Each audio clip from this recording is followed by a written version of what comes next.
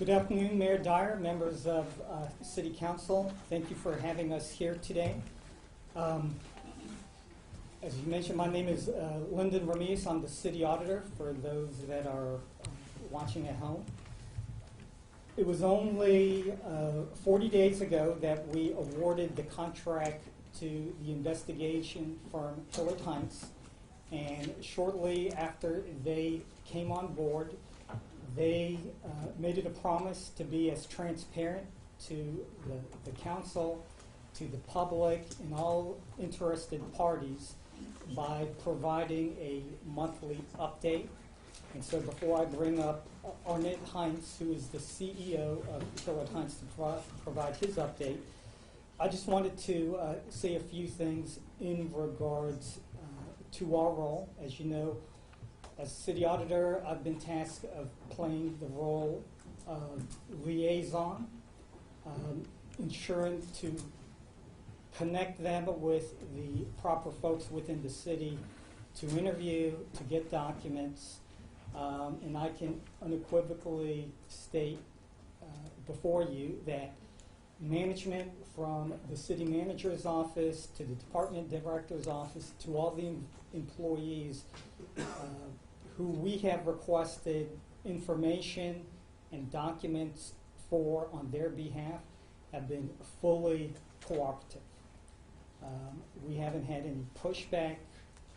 We haven't been told we could not have access to any documents. So I wanted to let you know.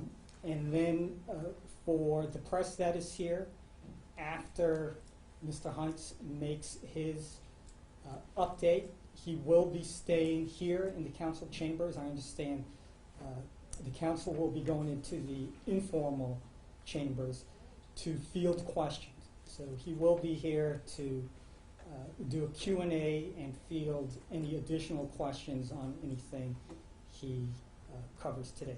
All right, so without further ado, I'd like to bring up the Chief Executive Officer of Hillard Heintze, Mr. Hillard Heintze. Welcome, sir. Thank you, Mayor. Good afternoon, members of the City Council. As Lyndon noted, 40 days ago, on July 19th, the City of Virginia Beach engaged our firm as an independent consultant to review the tragedy that happened on May 31st in the city. At the start of our work, I made a promise to the citizens of Virginia Beach during the press conference that we had on July 23rd, in which the city auditor introduced our team to the community. And my promise was that we would provide periodic updates to keep the community abreast of the progress we're making towards this investigation and assessment. Now, crucial to this, I think it's important to know that we're not going to be providing insight on the things we're discovering or opinions we're drawing or conclusions. This is a point in time in which I can provide significant information about the progress the investigation is taking. And as many of you know, we established a toll-free number and an email address at the beginning of the process. To date, we've received 95 emails and over 50 phone calls into this line from citizens, employees wanting to share insight, perspective, opinions. And we've taken every one of those and factored into the information we're gathering. Since the engagement, our team has been here on a weekly basis. We've been engaged with the entire city government and the employees and family members of the victims. To date, we've held 4 listening sessions, 2 community sessions on July 29th and August 8th, and 2 employee sessions on July 30th and August 7th. Along these 40 days, all departments of city government have been cooperating and supportive. We've received everything we've asked for, whether it's personnel files, related information like that. It's documents relating to emails, data, which in a minute you'll find is very significant, which has been provided. In particular, the support of the police department has been crucial in helping our team gain relevant insight and information that we need to carry forth your mandate.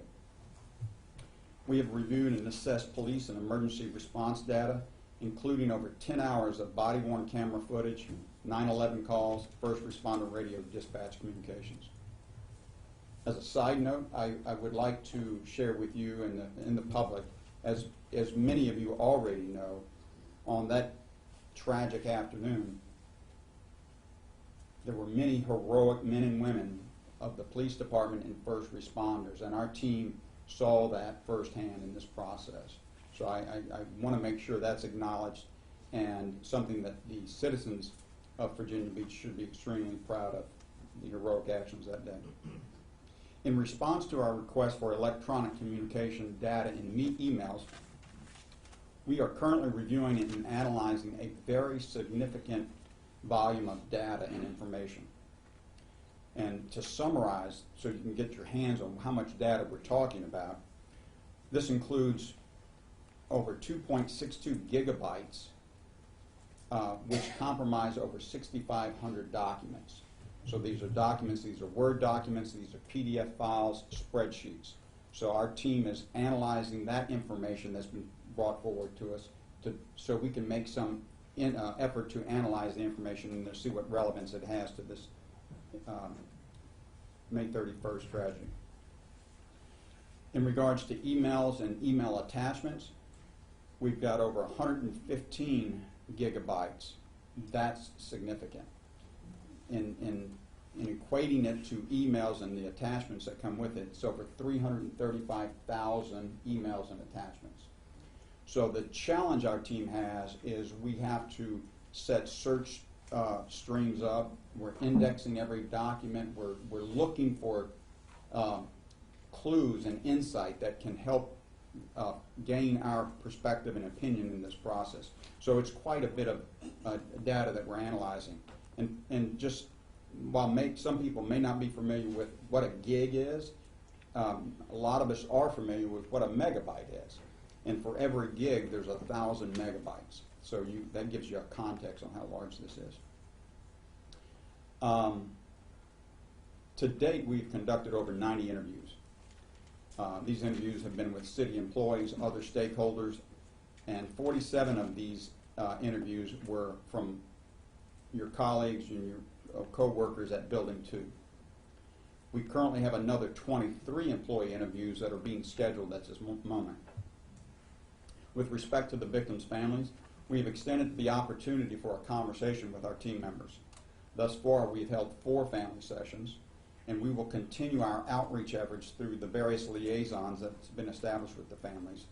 But I do want to emphasize that for any family member, for any family group that would like time with us, we are available. The emails are out there, the numbers are out there. Please don't hesitate to call us. And that also relates to anybody in the community that hasn't reached out yet. We want to encourage any member of the community to please reach out and call us if you feel like you have a point that you need heard, and we will listen to it. Overall, I believe our team has made great progress in these 40 days. But let me be clear, there is much more work ahead of us. Some of the key goals that we seek to achieve in the next several weeks, we want to continue our efforts of identifying, coordinating, and scheduling these interviews. Certainly connecting with all of the families is important to us, but we also respect families that do not want to have further conversation about this topic. The emails, the documents, the evidence that we're going to review is significant. In regards to a budget, as you approved, there's been a preliminary project cost that was estimated at $389,995. To date, our team has had what we refer to as a burn rate of 63% of that. Now, that sounds significant after 40 days, but the fact of the matter is our team was committed and put forth a large team to get on the ground at the beginning of this. And as we continue in the coming weeks, that burn rate should shift down at a lower rate. So we're comfortable with where the budget was established, but we're always in great dialogue with the city auditor, keeping them abreast as we move forward and making sure we stay within the scope of our mandate.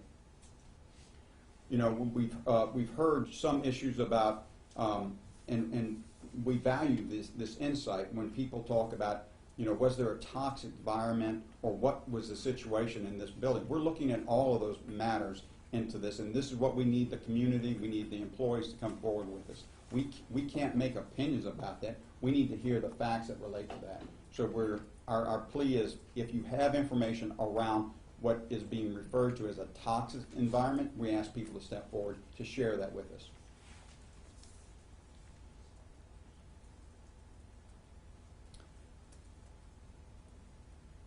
And as we finish here, our team continues its work, and I'll be glad to open it up for any questions that the mayor or the city council members may have of me at this time. Any questions? Aaron? As counsel by way of the city contract, limiting your authority or restricting your investigation in uncovering any possible leak? No, sir. I will tell you that we work in communities all around the nation and around the globe, for that matter, and I have the level of cooperation, support, and frankly the hands-off approach that the members of every department have presented have done nothing but allow us the pathway to accomplish our work. So there's been no interference, there's been no suggestions about what we should look at, how we should look at it, opinions we should make.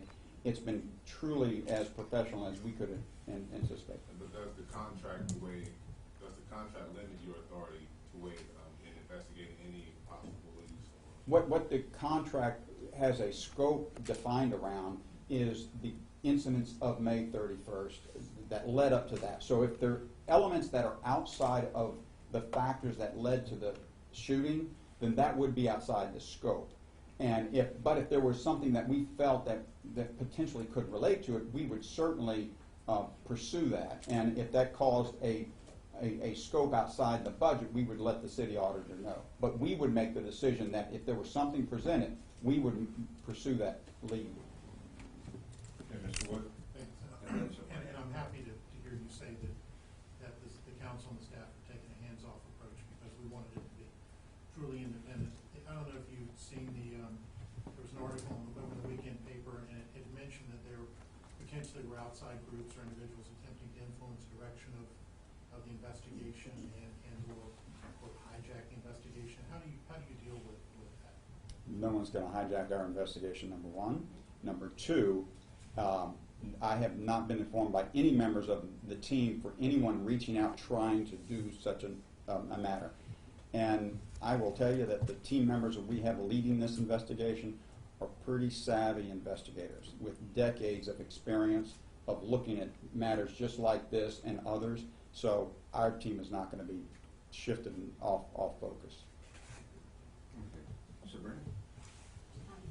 I'm glad to hear about the outreach to the community and letting the community know that if they have input, feedback, that it's welcome.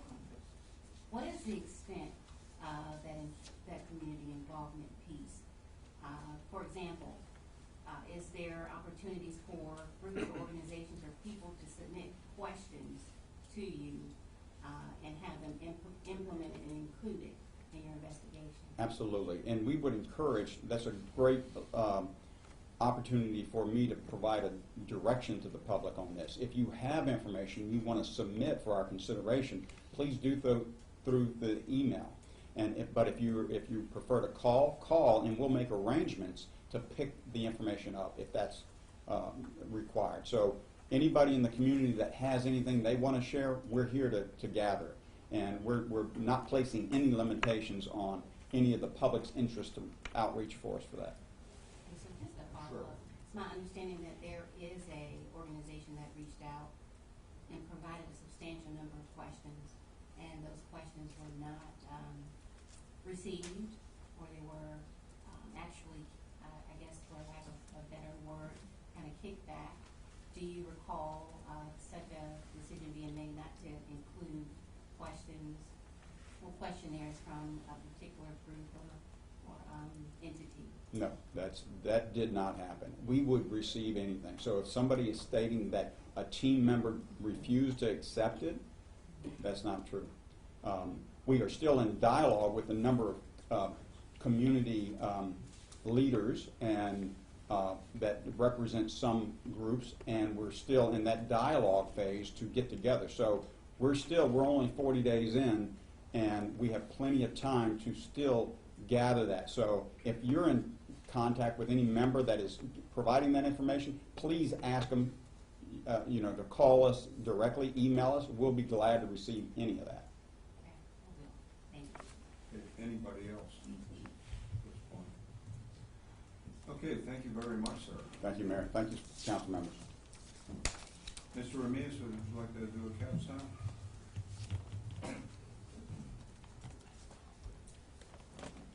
Okay, so once again, there's been full cooperation. We're very pleased at the progress that Hillard Heintze is making, the communication. They've been keeping us up to date. As Mr. Heintze has mentioned, they're only 40 days in, and so they're open and willing to accept questions, comments, but obviously it's ultimately up to the firm in regards to whether they deem those questions that may have been provided within their defined scope of what they've been tasked to do. But all questions are welcome, and ultimately it's their call in regards to, of those questions submitted, which ones they feel are relevant and which ones they choose to follow up on. Okay, that's great. I think this is very important work, and the spirit of cooperation by everybody and all concerned is going to be essential. And going forward today, we're going to adjourn back into chambers, and you're going to...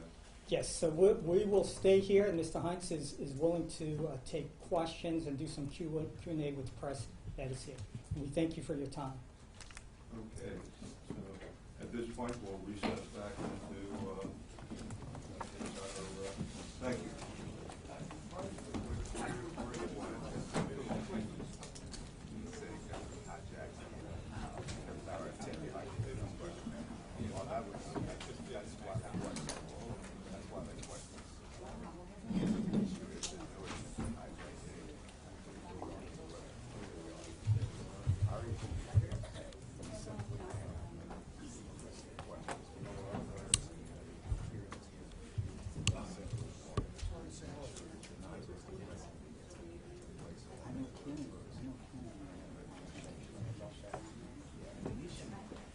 So Arnett, do you want to come on up?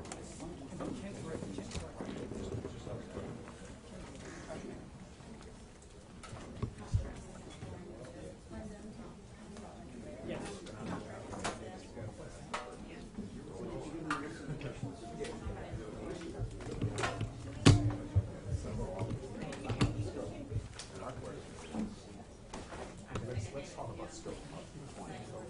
So let's have Arnett come up. Arnett will stay up here since a lot of the mics are here, and he'll face this way. So.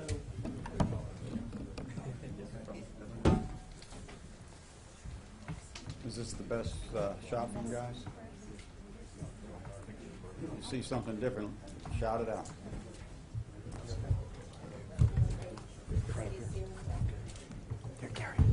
If it makes sense, I can stand in front of it too, so whatever you guys think best. All right. Is everyone okay?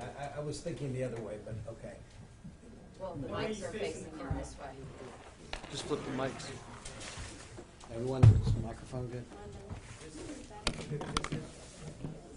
make sure it's not marked. Okay, thanks. Okay, right? Yeah. Mr. Heintze, I guess the first question is what Mr. McCollum referred to is the group gave you a list of questions. They are being told that some of those questions have been deemed to be outside the scope. What would you like to say about it, and should not all the questions that they are bringing up for full transparency be discussed or at least addressed? I'll be glad to have those conversations with Mr. McCullough. We just talked about that, and we'll be getting together, and if they have any comment they'd like to provide on that, they can do so.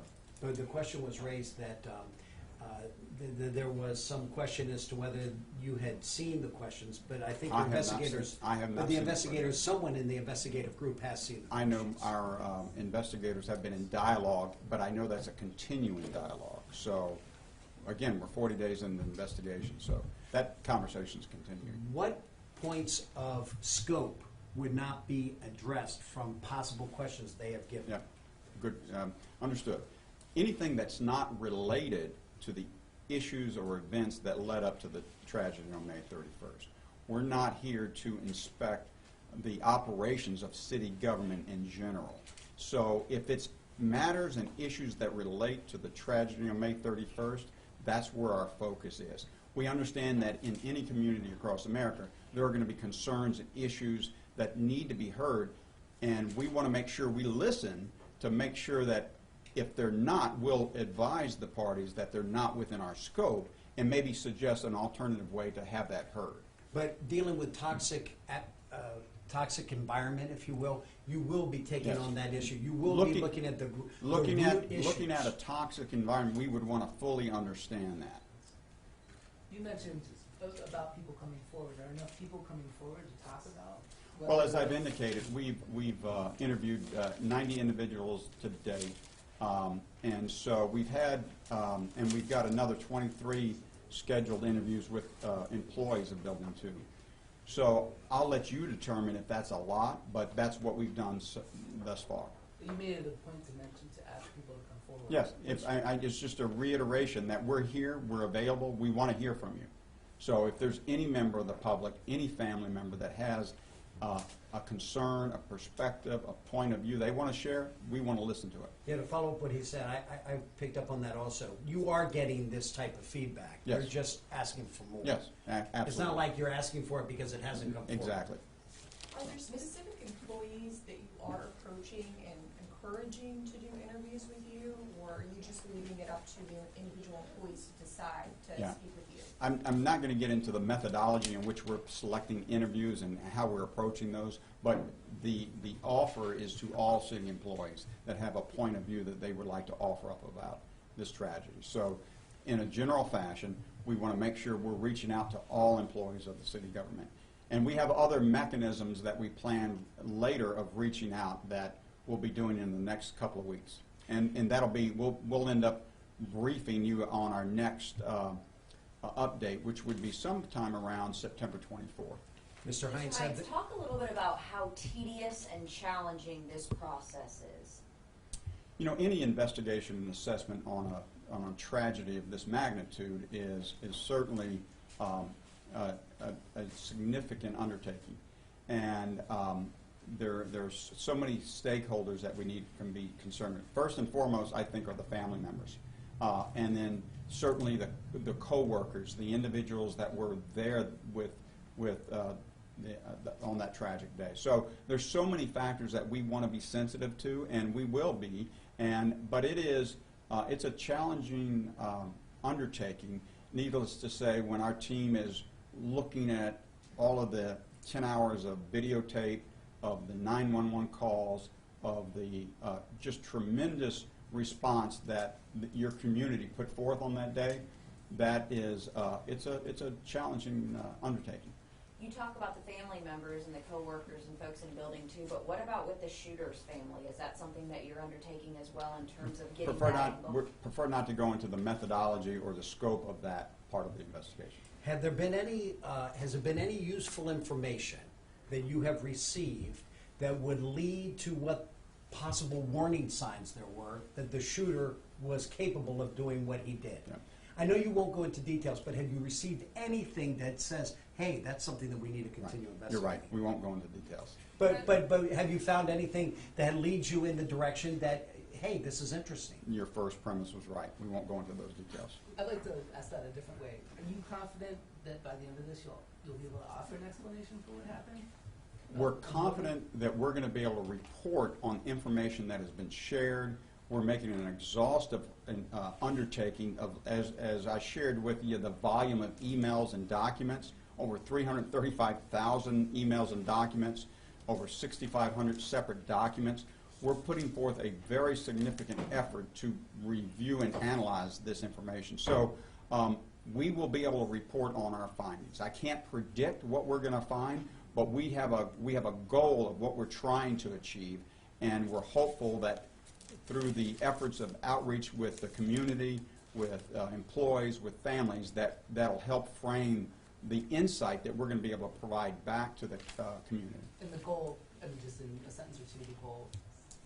The goal is hopefully to help the community understand why, but just as important, what can be done in the future to prevent another tragic act of violence like this. With that massive workload that you keep referencing, are you guys still on task to produce a report by that 12-week or 11-week mark? You know, that is a great question because we're right in the middle of analyzing that data. So I don't want to, our goal is to have the report finished. I think the date was October 11th is our 12-week date. But one of the things that both sides of from the city of Virginia Beach and our firm, you can't specifically call an investigation and say it gets done in exactly 12 weeks. There are issues that come up. The volume of information that has arisen in this case is one that could sway the timing of things. If it does, we'll make sure that we share that information as soon as we have a handle on it. The budget was $389, and I'm not a nickel and dime person, sir. $389,000, 63% of that after 40 days. Why such a great percentage? Give us some details on exactly where that 63% went. Yeah, we sent a very significant team in here to conduct these interviews and putting resources in to gather as much insight as we could early on. So that's really, it's a manpower issue about the personnel we put forward. And if you go back and look at the contract, you'll see that both sides did the best we could at estimating what the project cost could be. And that's what that budget is established for. It's a projected estimate. It's a good faith estimate, and it's one that we're going to do our best to stay right on target with. Sir, excuse me. You've mentioned a couple things. A goal on this end, a goal on that end. The why, and then what to do about it. What I see is a lean toward more, we'll take a little of this to get to what we can do about it, but I don't know how you can do that without understanding the why. And so I was part of those questions that they got and said are out of scope. Mm-hmm. But I read your response to the city council. And in your response, you said that's a wide open issue. We can go anywhere in there.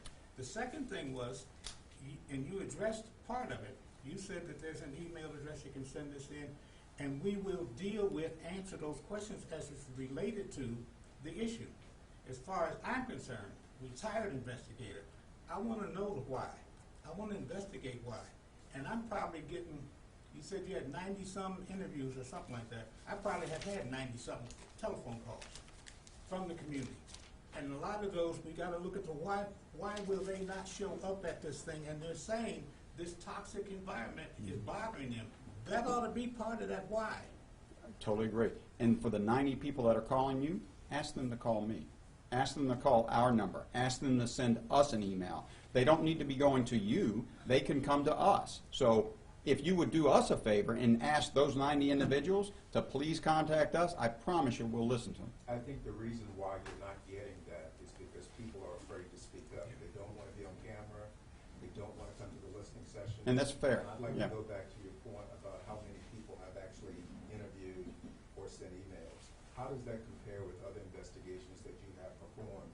And do you think it's woefully low that a organization with thousands of employees, you only received, I believe the number was 94 emails? Is there a correlation between that low number and the fact that people may be afraid to speak up about this? I don't think it's fair for me to give an opinion about that and compare you to any other community. This is Virginia Beach. It's a community that stands on its own and has its own pride and own approach to things. So I'm not going to compare Virginia Beach to any other community in America. I respect whatever questions have come forward, but my plea and my outreach to you and your members If you have individuals that truly have relevant information, let's get together and figure out how you get that to us. That's the goal. But Mr. Heintze, I want to clarify something. He just said that there was a fear that they might be on camera. You're not going to put anyone on camera. No. It's going to be a very private, confidential conversation. That's correct. Is that? That's correct. Okay.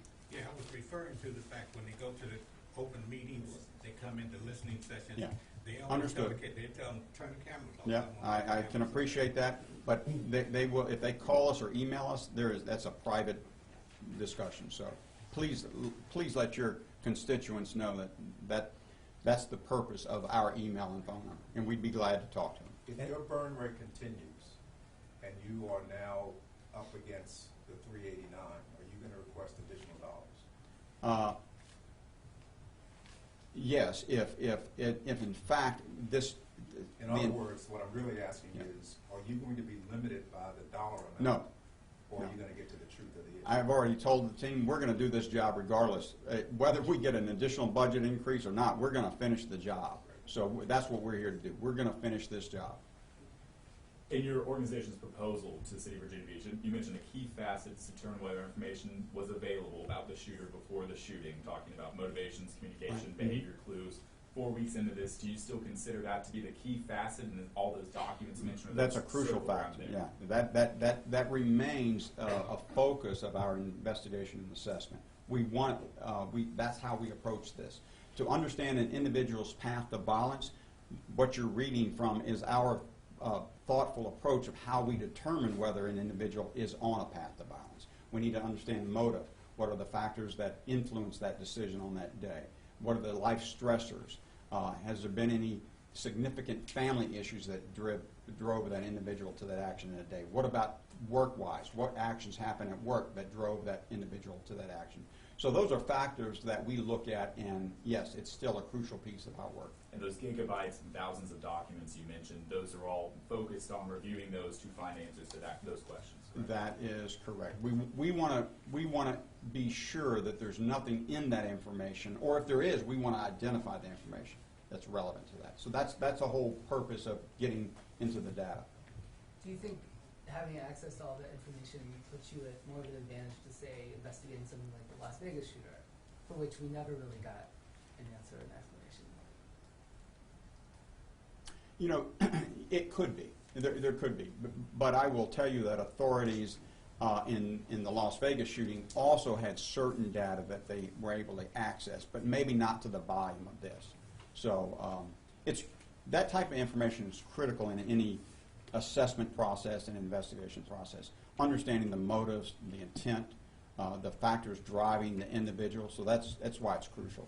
Because with an individual that is deceased, we're trying to put together a puzzle, and that is just part of the puzzle. Thank you. All right. Thank you all very much. Appreciate the time.